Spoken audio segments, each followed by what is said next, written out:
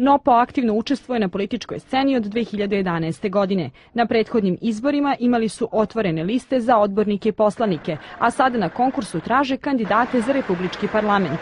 Pre mesec dana otvorili su prvi konkurs za odbornike u Skupštini Beograda. Među oglasima za posao menadžera, konobara, promotera i jedan za budućeg političara. Viktor i Nikola, ekonomista i pravnik, upoznali su se kao kandidati za odbornike u Skupštini Beograda. Obojica su se prijavili preko javnog konkursa parlamentarne stranke, ni jedan od ponuđenih odgovora. Priliku za novu karijeru ima svako ko ispuni osnovne uslove. Najvažnije je podrška bar 30 birača.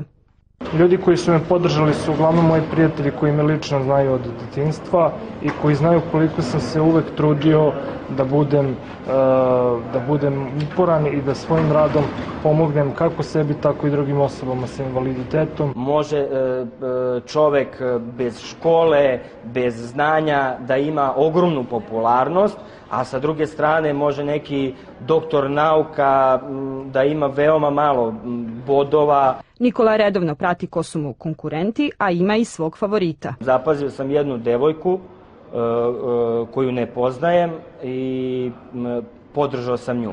Pošto kandidati mogu da podržavaju druge kandidate, ja sam podržao nju. Smatram da bi se ona tu dobro snašla, iako nema iskustva u politici. Osetio sam tu neku njenu energiju gledajući sliku i jednostavno me to privuklo. Dovoljno hrabri da svoju sudbinu uzmu u sopstvene ruke, spremni su i da odmere snage sa konkurencijom. Profil kandidata je njegovo najjače oružje, jer na taj način dobija podršku glasača. Više je bilo, po mom utisku, zanimljivih slika nego CV-eva. CV-evi se, čini mi se, nekako prave tipski, kao da izlaze sa trake, ali ono što je meni bilo neobično, iako mi imamo prilično opušten pristup stvarima, jeste da su ljudi slali slike iz autobusa, iz parka i tako dalje. Dobro, iz parka je možda malo manje zanimljivo, bilo je i iz kafana i tako dalje.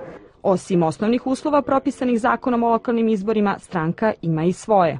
Ljudi će se rangirati po broju osvojenih bodova. Namerno smo to nazvali bodovima da bi imalo malo neki takmičarski prizvuk, da bude jasno o čemu se radi, da ne bi bilo nikakvih zabuna. I ko bude imao najviše bodova biće prvi. Prvi razgovori za posao planirani su za 29. januar, kada i počinje kampanja. Da bi program NOPO-a, simbolično nazvan treći put, počeo da se primenjuje u Beogradu, neophodno je da osvoje što više glasova. Kao stranka vlaške manjine, da bi prešli cenzus i osvojili bar jedan mandat, potrebno im je oko 6.000 glasova.